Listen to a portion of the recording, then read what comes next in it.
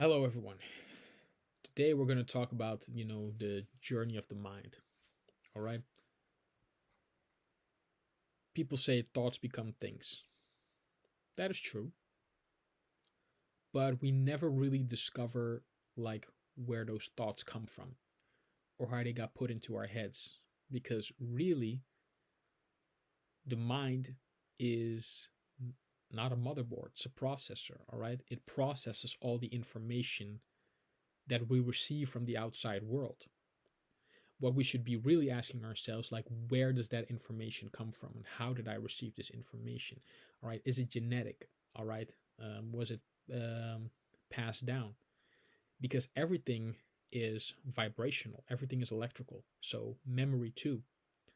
Like I told my bodybuilder friend the other day too. You think the mind is the only muscle that holds memory? Like, even when we talk about trauma, right? Trauma is not just here. Trauma is here. If I bump my arm somewhere, if I bump my leg somewhere, and it hurts really bad, the next time your arm's gonna remember that. All right, you have that automatic reaction that goes like, "Hey, I've had this before." So to think that the muscle, like the brain, is the only muscle that holds memory. I've been laid up for a long time, so my words are going to slur. Plus, it's Mercury retrograde, so like my entire system is on reboot right now at this moment. That's an whole other podcast altogether. But going back to trauma, like I said, I spoke with a couple of my brothers, um, you know, and he was telling me like, "Yo, hey, man, man, I feel depressed." I'm not gonna say his name, but he told me he had a bad relationship with his mother, and from someone who's been in a similar situation where done deal. You know, you've got to talk. You've got to let toxic people out of your life, because what they're really doing, if you spend time with people long enough, all right, you become them at a certain point. Because in one way or another, that energy, that vibration, all right, it's gonna be transferred, all right, and it's gonna get in the way of you being your real you. Which is why I've discovered also, like, I'm not gonna move in with no girl. If I'm gonna be a single father, it's just me and the kid. Woman can come by anytime. Maybe spend one night. But I don't want other people's energies influencing me. And especially if you're in a toxic environment or a toxic relationship. So getting back to this brother, right? He told me like, yeah, I'm depressed. I don't think I'm gonna have a good relationship with my mother, and it's sad because I do love her. And to those out there going through similar situations who cut out people from their lives, family members, old friends, people that they should have left behind a long time ago. Look, man, I figured out a long time ago, and this is getting back to trauma of the mind, because it comes from somewhere. Like, you weren't born, you know, at the time you were born and ended up being born a traumatic person. You know, it comes from somewhere. You know, and if you have something you're stuck with, ask yourself, where does it come from? Because even in my last podcast, where I said, I talked to the brother when it comes to intercultural relationship. Yeah, why do you detest intercultural relationships? Cut down the layers. Cut down to where that comes from. Anything you like, dislike, where does it come from? Like I said, you were not born and woke up a traumatic person. All right, this took years. And when you really get into the journey of the mind, see, the reason why I started doing the journey of the mind, because I was in a hellhole. All right, and being thought of as there was something wrong with me 24/7, and really what it boiled down to ultimately, that I was just in a bad environment. I was in a bad home. I was in a broken house, no love, nothing, man. So, but getting to those, like I said, the mind wouldn't necessarily say plays tricks on you, but sometimes even keeps you from getting into a different state of mind because you're so used to creating that psychological bubble. I'm talking especially for people with traumatic experiences. Like, you create all these things, right, around your mind that is like a bubble. And especially during the time where we've had a lot of seclusion to through COVID-19, me, it I wouldn't say it didn't bother me, but it didn't bother me as much as it would have had other people, because I've been living like a recluse for a very long time, even though I was never meant to. But you say, like I said, the mind is not the only muscle that holds memory. But that's another episode altogether, because a lot of people, have to get to the first stage, which is the mind, and a lot of people seek spiritual enlightenment because of it. But one of the things I love about my brother Michael Jai White is what he said was, you know, people think you get a black belt, and that means you. People think that means you're done. There's nothing left to learn. While in reality, the black belt is really like, okay, you've mastered the basics, all right. And it's the same thing with spiritual enlightenment. People think, oh, because you know all my chakras are aligned and all my you know I have the what's it called again? They have you know the Taoist mark on the back of your spine. You get that sensation. People think like, oh, I'm spiritually enlightened, so I don't have to. I'm not obligated to learn anything else. I'm free, of making mistakes. Totally not the case. All right. So once you get into the journey of your mind, why you think certain things or where these things come from, and it has just to do with your conditioning. And this is not even the system. This is not school. This couldn't even be your neighborhood. It could just simply be your household or the things you were exposed to, from an early age.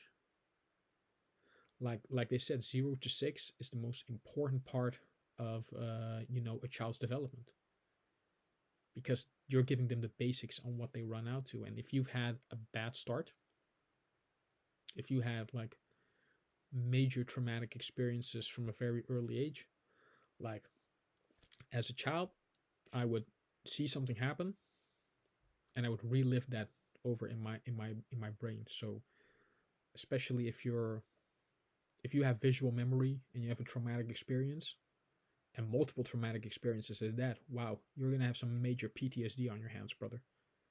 And I think a lot of people who suffer from PTSD nowadays is really, PTSD is really because they've have a good memory,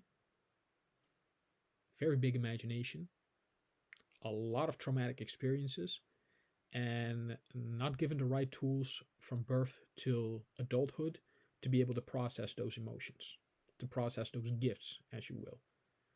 And like I said, I've also had a lot of justifications for thinking all the wrong things in the past. Thinking, oh, I was cursed. It wasn't until recently where I found I actually was cursed. But again, that's a whole other podcast together, because I'm more inclined to not just talk about the mind. I'm also a very spiritual person, having that spiritual knowledge as well. But a lot of people probably aren't ready for that yet. So also making an other YouTube channel based purely on that. But really, and especially for a lot of non-European descendants out there, like, we've been talked into a lot of fears. we've been talked into a lot of anxieties, and that's really because a very not only a very messed up environment, but also people trying to reinforce that on us. Oh, because you come from a certain place, you can't do certain things, or oh, because you come from a certain household, that means you're not to have you are not to expect anything better than what you've already witnessed growing up in the environment around you. And it isn't until you travel, really, and I don't just mean travel outside, go outside your neighborhood. I mean travel here. Travel and find out, like, where are these thoughts coming from? And as much as people wanna blame drill rap, or in my age it was heavy metal, where they were blaming a lot of my outbursts on what I was consuming. Like, really, what these kids are doing now is the same thing I was doing back then. If you see nothing but bad stuff around you, all right, and especially with guys, you've got to express yourself. So as much as, for example, drill rap is being to blame for messing up a lot of the youth, society already did that. All right, they're just putting out there, you know, what they've been processing in their mind. Like I said, the mind is the processor. The mind, it just absorbs what it sees and tries to process and try to put a relative spin on it.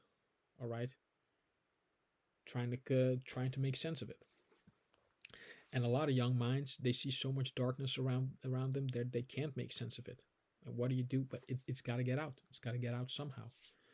And so, but getting back to the journey of the mind, like, really, I was raised thinking my whole life that there was something wrong with me.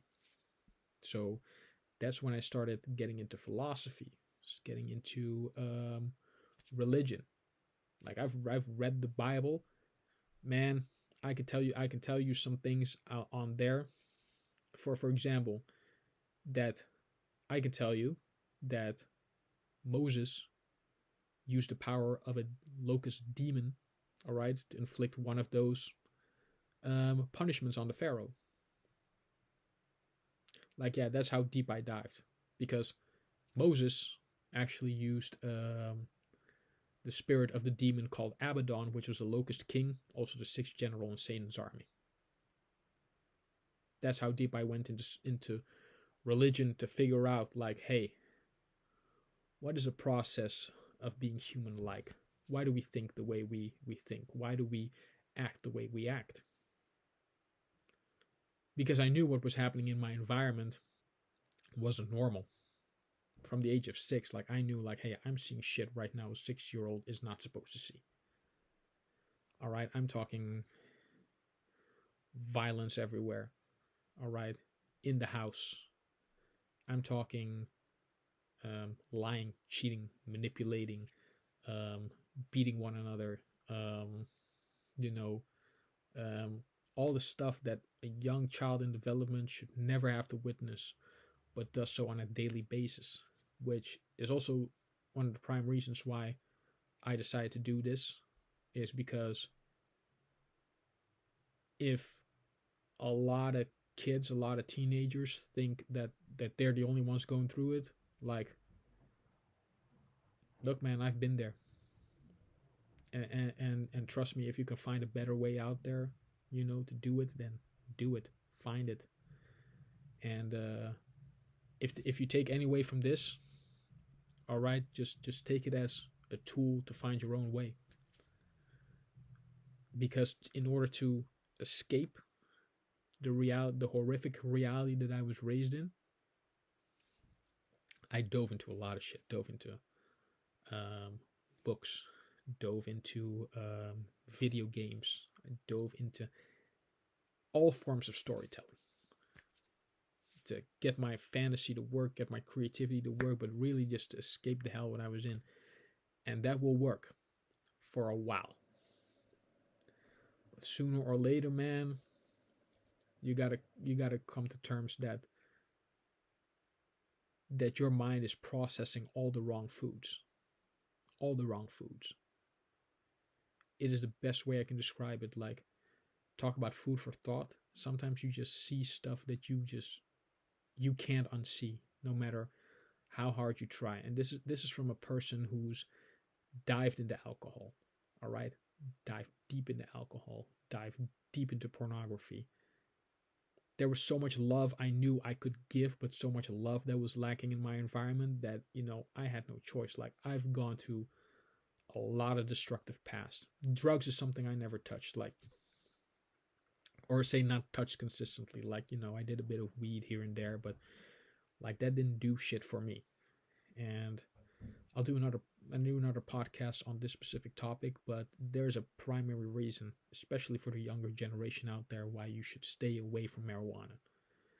Like, weed, not saying none of that gateway drug bullshit, or whatever they're trying to put out there, but like, your senses, all right, your intuition, your sixth sense, whatever you call it, yo, you guys are developing that in something that is higher than ever.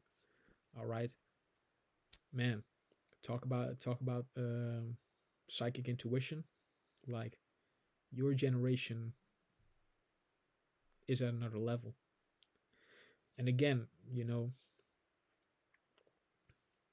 getting back to the journey of the mind, though, depending on what you consume and how you process what you consume, and I mean just with your eyes, just what you see on a daily basis. I know some people that are, just they can't find a way out. And as I'm saying this right now, I'm not really looking back, but I'm thinking like, damn, I survived a lot of shit. Which is more fuel for me to help you guys with this, because I know so many people, yeah, domestic violence going up. A lot of young kids seeing shit, that they're not gonna see. And you feel helpless. You feel powerless. And really, all you got in the end is you and your gifts. Because let me tell you something, for the younger generation out there, you guys are gifted. Right? You are going to do things that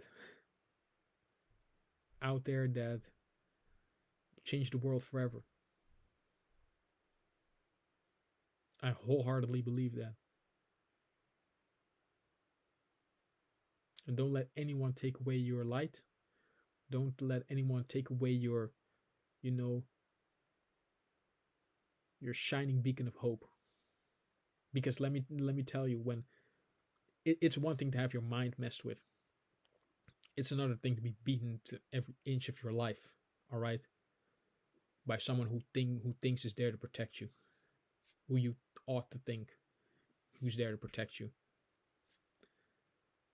But having your spirit broken, look, man, if you abandon hope, it starts with you. Whatever situation you find yourself in, like, really, hope is found within you. But the way we're conditioned, we're thinking that it's going to be found somewhere else, and it really doesn't. It really doesn't. If you don't do that internal journey, and it's not like I even wanted to do that, but hey, I was drawn to it intuitively. If I didn't have that internal journey, I know guys right now, they're so deep into alcohol. They're so abusive to their partners, guys and girls. But I'm talking to guys specifically. I remember, right, I was dating this one girl, and she told me about her brother. Again, I'm not going to mention names, but she told me about how that guy behaved. And I was like, fucking hell. Like, that could have been me. If I didn't do that, my own personal journey. And like I said, I dove into Asian philosophy because I was drawn to it. And I'll explain in another podcast why that was, but like, I was always drawn to it. Like, somewhere in there, is the key found. And I know very few people who are, intuitive or highly sensitive, who don't have some kind of connection with Eastern philosophy or way of thinking. There are a couple of out there, and all the kudos to you, but I think really there's a lot about Asian philosophy and Japanese culture and philosophy as well that a lot of people are drawn to, is because what the West is going through right now with discovering the mind and the possibilities of the mind, like in Asian philosophy, like they did that journey for thousands of years. All right, like there's a reason why whatever you want to say about China or whatever you want to say about Japan at this point in time, they were, and some would argue still are, the baddest motherfuckers out there, but that's for a reason. Like confronting the issues of the mind, they're the masters. But that's what was my gateway in the beginning, because as much as I want to believe in the Catholic Christian variety of that, like it didn't resonate with me. It's not authentic to me. And as you will hear more into the podcast, it's like in further episodes, it's like when it comes to spirituality, look, man, I didn't choose that life. That life chose me. All right. But there are a lot of interesting things in that area, but which I'll get into probably on the next episode or another one. But I know I'm talking about a lot of stuff right here, right now, but the journey of the mind is just, let this be a starting point. Let this be a starting point for you to really figure out, like, hey, who is I?